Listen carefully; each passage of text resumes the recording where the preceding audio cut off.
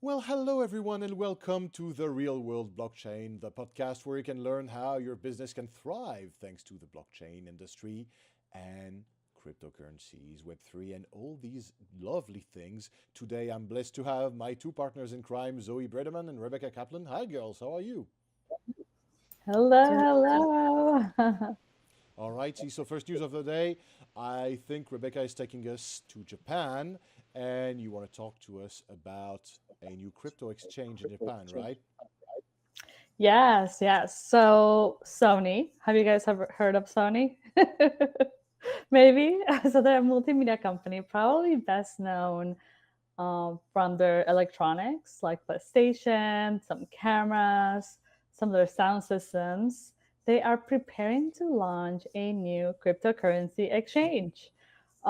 They will do this by revamping an exchange they purchased last year called WhaleFin. Hmm. And they have plans to integrate this to all their other ventures, which I think is quite interesting. They actually do a lot more than electronics, so take some time to read up on that. But they have some really big plans. They're going to focus on creating more user-friendly interfaces. They will provide a new mobile app. So they're really kind of taking this opportunity to revamp that exchange and launching a new one. We don't know yet when the new exchange will be launched. But I think that as a major corporation, this decision to enter into the crypto market could encourage other ones to follow suit.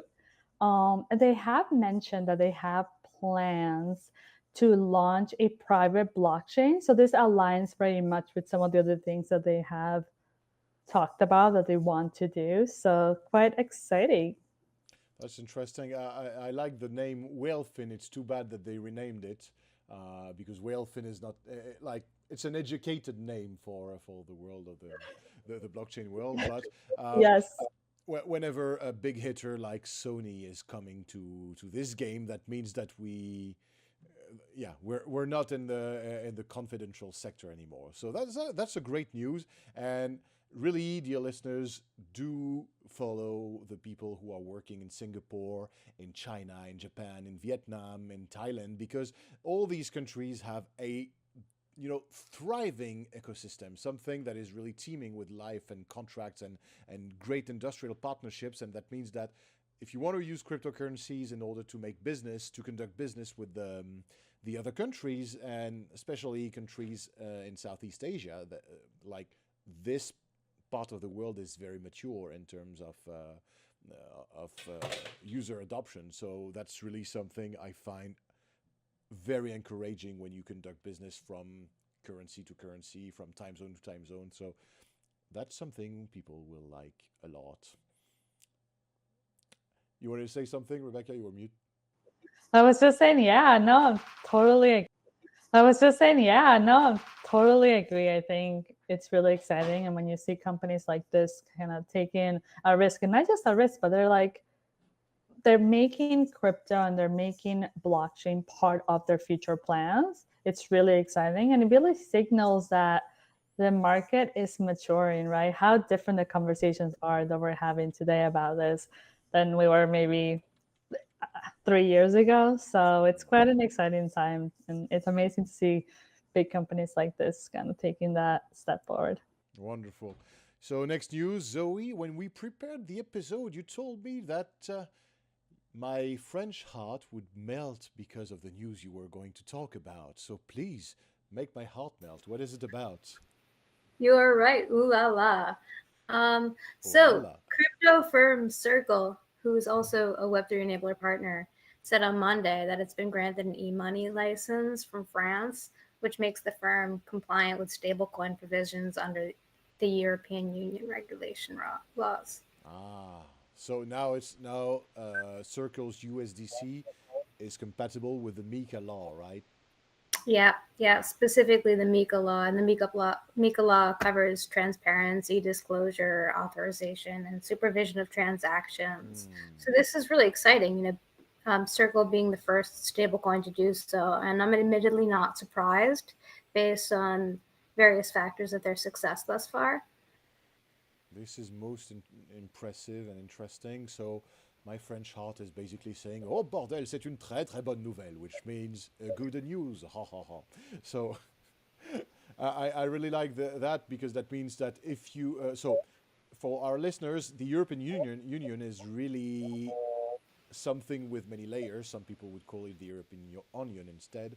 But basically, all these layers of laws are here because there are some differences from country to country. But it's getting more and more like the United States, and in the future is going to be probably very unified. And so, if it passes in France, which is one of the most bureaucratic countries in the EU, it's probably going to pass in every country. And if it's MiCA compliant, it's probably also going to be compliant with all the regulations in all the European countries. So thanks, Zoe, for that. That's a great news.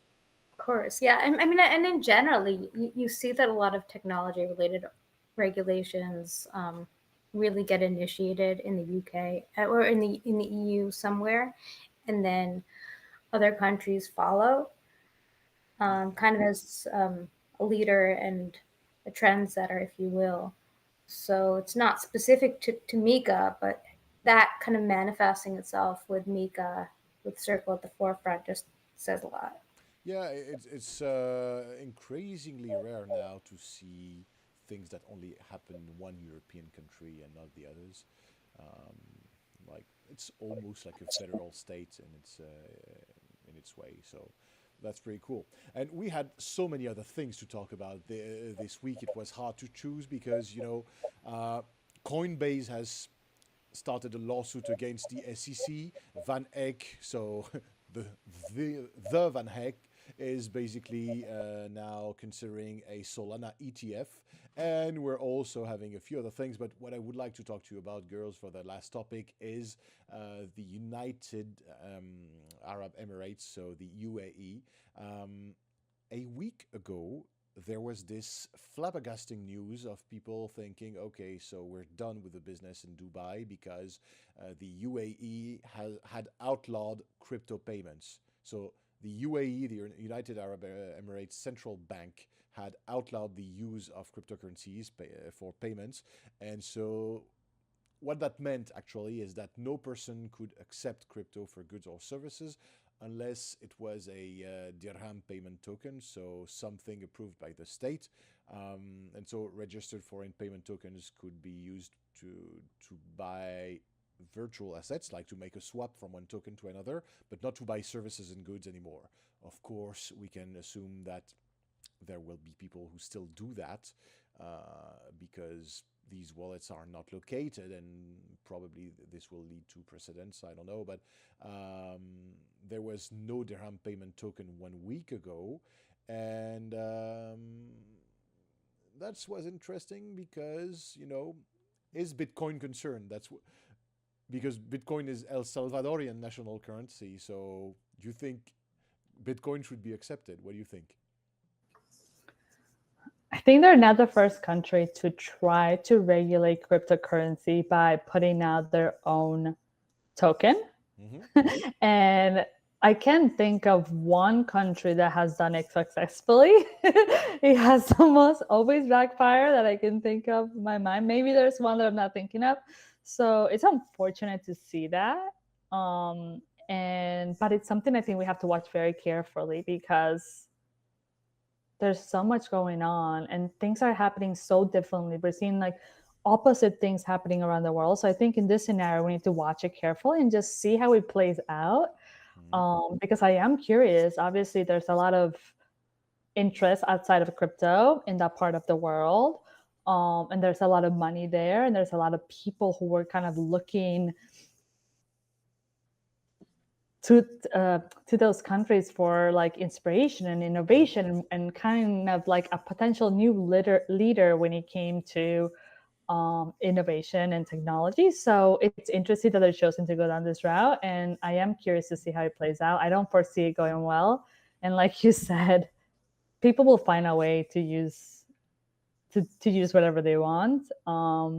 So only time will tell, but quite interesting. So actually, there is always already a workaround that has been found. So as I said, it's very unlikely that they would, refuse those little cryptocurrencies emitted from, countries. So, of course, USDC is going to be acceptable eventually, perhaps through a bridge or through a third party, but they're probably not going to refuse that.